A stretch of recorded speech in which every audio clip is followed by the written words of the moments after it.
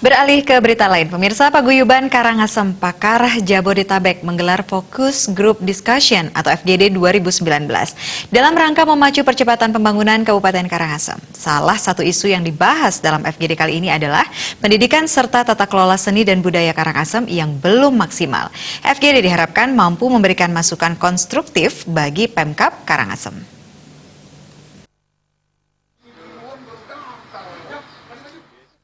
Paguyuban warga Karangasem yang tersebar di seluruh wilayah Jabodetabek atau yang dikenal dengan Pakar pada Minggu 22 September 2019 menggelar forum grup discussion di Gedung Serbaguna Pura Aditya Jaya Rawamangun. Fokus grup discussion kali ini digelar dalam rangka mendorong percepatan pembangunan dan perkembangan Kabupaten Karangasem.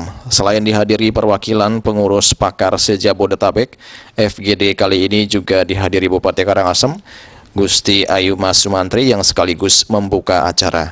Berbagai isu terutama terkait masalah pendidikan dan pengembangan SDM, serta pengelolaan tata kelola seni dan budaya Karangasem menjadi isu strategis yang dibahas.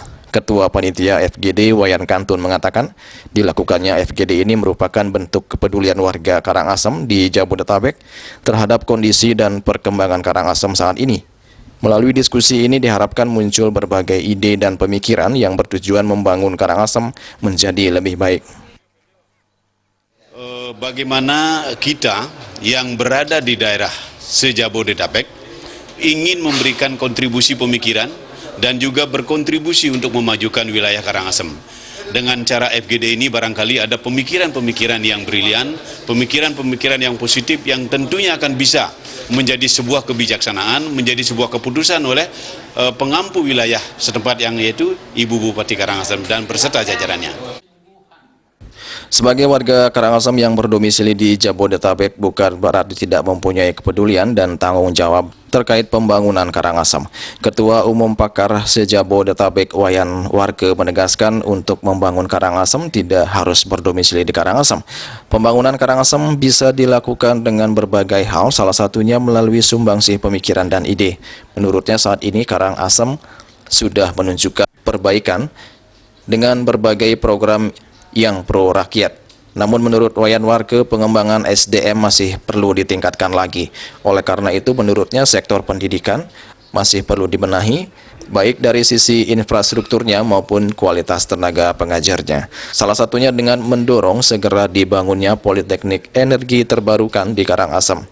Selain itu, sebagai warga Karangasem yang bermukim di Jabodetabek, ia juga berharap Pakar bisa berperan aktif baik dalam mengontrol dan memberikan masukan terhadap pemerintahan saat ini. Ini kita fokus pada masalah pendidikan. Pendidikan, di mana pendidikan yang kita dorong untuk Pemda Karangasem bagaimana biar terwujud Politeknik Energi Terbarukan. Dan kita sudah juga memohon kepada Pak Gubernur Bali, Pak Wayan Koster, bagaimana bisa pemerintah Provinsi Bali mewujudkan ada Politeknik Energi Baru Terbarukan di Karangasem, dan kita arahkan yaitu ke Desa Yahmalat. Kemudian di samping itu juga kegiatan-kegiatan lainnya, di samping juga pendidikan, kita juga mendorong mengenai masalah infrastruktur, di mana kalau kita melihat bahwa program daripada pemerintah pusat dalam hal ini Presiden Insinyur Joko Widodo yaitu memfokuskan pada infrastruktur. Namun demikian juga tetap mendorong bagaimana peningkatan sumber daya manusia. Sementara itu Bupati Karangasem Ayu Mas Sumantri menyambut baik dan mengapresiasi FGD yang diselenggarakan oleh Paguyuban Karangasem se-Jabodetabek. Menurutnya kegiatan ini merupakan bentuk kepedulian masyarakat Karangasem yang berada di luar daerah dalam mewujudkan Karangasem menjadi lebih baik lagi ke depan. Sementara itu terkait isu yang dibahas dalam FGD kali ini yaitu terkait pengembangan SDM dan infrastruktur.